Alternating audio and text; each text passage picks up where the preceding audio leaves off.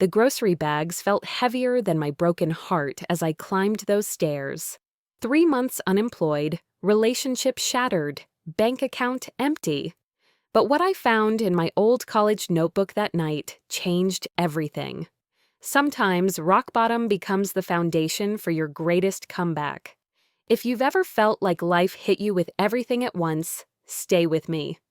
What happened next will show you that your lowest moment might just be preparing you for your biggest breakthrough. And before we dive in, hit that subscribe button. You won't want to miss how this story unfolds. I still remember the exact weight of those grocery bags as I trudged up 3 flights of stairs to my tiny studio apartment. It was a Tuesday evening in October, and I had just spent $47, nearly everything I had left in my checking account, on the cheapest groceries I could find: ramen noodles, peanut butter, white bread, and generic cereal. The kind of shopping you do when you're counting every penny and hoping it stretches until something, anything, changes. 3 months earlier, I thought I had my life figured out. I was working at a mid-sized marketing agency, pulling in decent money, living with my partner of 2 years, and feeling like I was finally becoming the adult I was supposed to be. Sure, the job wasn't my dream career, but it paid the bills and gave me health insurance. I was comfortable, or at least I thought I was. Then everything started falling apart at once, like dominoes toppling in slow motion. First, the company announced layoffs. Our biggest client had pulled out, and they needed to cut costs immediately. I remember sitting in that sterile conference room, listening to HR explain severance packages, while my mind raced through all my monthly expenses. The mortgage, utilities, car payment, groceries, everything that seemed so manageable when I had a steady paycheck suddenly felt impossible. My partner, Alex, tried to be supportive at first. They said we'd figure it out together, that it was just temporary. But as weeks turned into months and my job applications disappeared into the void of online portals, the tension in our relationship grew thicker than the dust collecting on my unused business clothes. The stress of financial uncertainty has a way of revealing cracks in relationships that you never knew existed. The fight started small. Why did you buy name-brand pasta sauce when the generic was $2 cheaper? Do you really need to drive to that interview when you could take the bus? But they grew bigger, meaner, more personal. Alex started working longer hours, coming home later, talking to me less. I don't blame them. Watching someone you care about spiral into self-doubt and depression isn't easy. But it hurt all the same when they finally sat me down and said they needed space. So there I was, 28 years old, jobless, newly single, and moving into the smallest, cheapest apartment I could find. My friends tried to stay supportive, but there's only so many times people want to hear about your struggles before they start avoiding your calls. I couldn't afford to go out anyway, so I spent most of my days applying for jobs and most of my evenings questioning every decision that had led me to this point. The rejection emails became a daily routine. Thank you for your interest, but we've decided to move forward with other candidates. While your experience is impressive, we're looking for someone with different qualifications. The worst ones were the ones that never came at all. Just silence stretching into weeks, leaving me to wonder if I was even worth a form letter rejection. By the time I was carrying those grocery bags up the stairs that Tuesday evening, I had exactly $23.42 left in my checking account. My rent was due in 8 days, and I had no idea where it was going to come from. I'd already sold my laptop, my gaming console, and most of my furniture. The apartment was practically empty, except for a mattress on the floor, a card table, and boxes of stuff I couldn't bring myself to part with yet. I dropped the bags on my kitchen counter, if you could call the 2-foot strip of space between the mini fridge and hot plate a kitchen, and just stood there for a moment. The silence in that apartment was different from any quiet I'd ever experienced. It wasn't peaceful, it was heavy, pressing down on me like the weight of all my failures. That's when I decided I needed to go through the boxes. Not because I was ready to sell more things, but because I couldn't stand the silence anymore, and I needed something to do with my hands. I started with the box labeled college stuff. Notebooks, old textbooks, awards I'd won that seemed meaningless now, photos of friends I rarely talked to anymore. Near the bottom of the box, I found a notebook I'd forgotten about. It was from my senior year entrepreneurship class, a course I'd taken as an elective because I needed the credits and it fit my schedule. The professor had made us write business plans for imaginary companies, and I remember thinking at the time that it was just busy work, something to get through so I could graduate and find a real job. I opened the notebook, and my own handwriting from 6 years ago stared back at me. There were dozens of ideas scribbled in margins, business concepts ranging from ridiculous to actually interesting. A food truck that only sold breakfast foods, an app for sharing houseplants, a service that helped college students find study partners. And then, about halfway through the notebook, I found an idea that made me stop reading. Online tutoring platform connecting college students with high school students in their area of expertise. I had written 3 full pages about this concept, outlining how it could work, what the demand might be, how to structure pricing. At the bottom of the last page, in different colored ink, I'd written, "This could actually work." People always told me I was good at explaining things. I sat on my mattress, reading those pages over and over. I remembered writing them during a particularly boring lecture about market analysis. The professor had been droning on about identifying consumer needs, and I'd been thinking about my little brother, who was struggling with calculus at the time.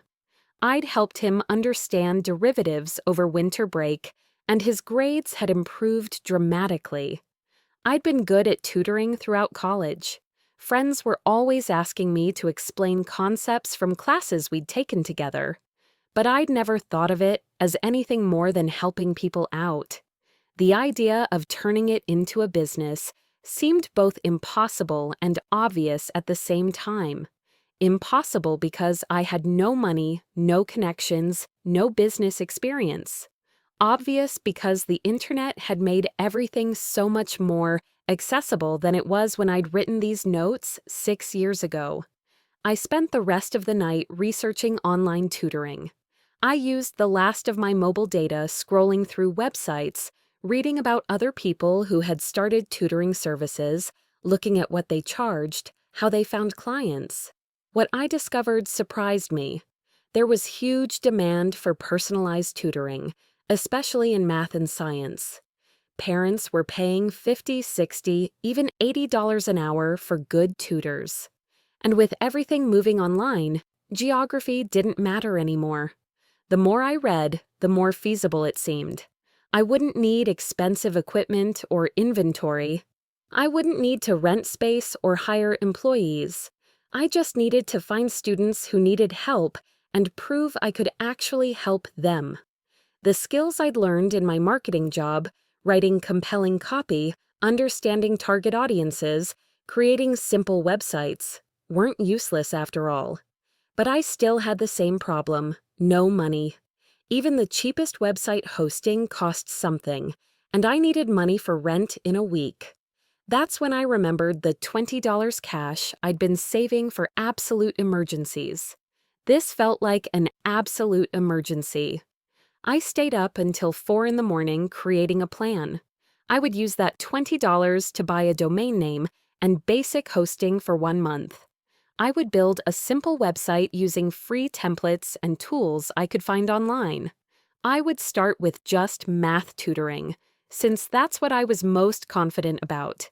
And I would charge $30 an hour, less than the established tutors I'd researched, but enough to make a real difference in my situation if I could find even a few clients.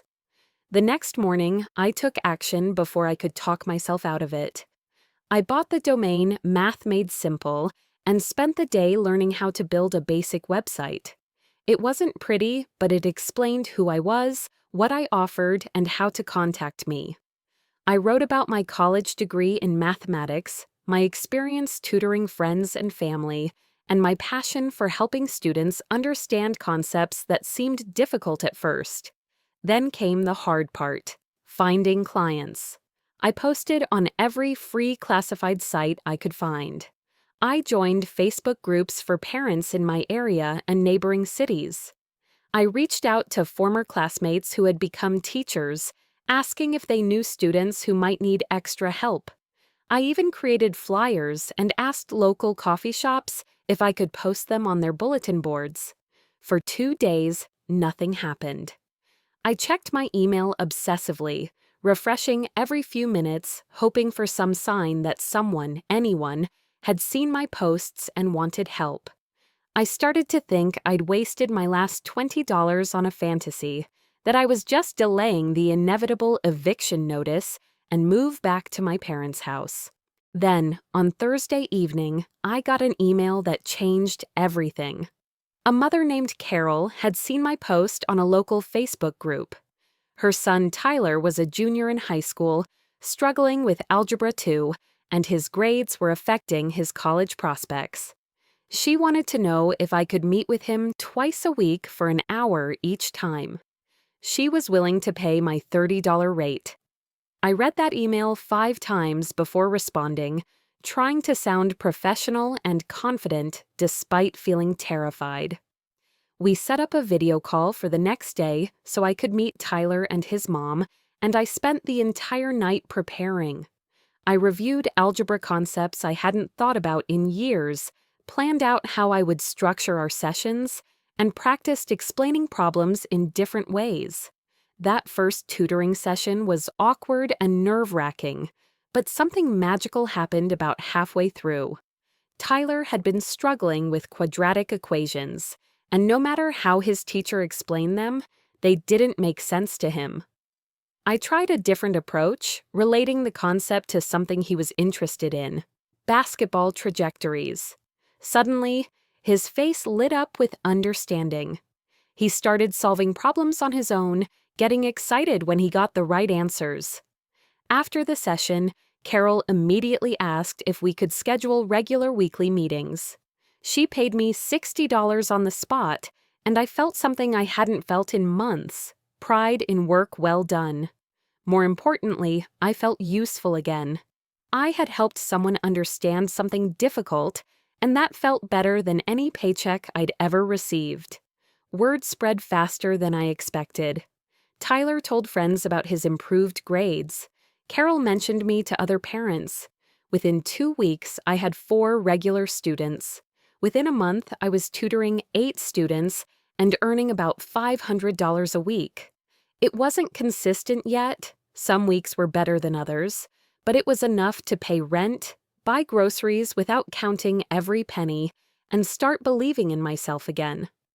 I began to see patterns in what students struggled with and developed better ways to explain difficult concepts.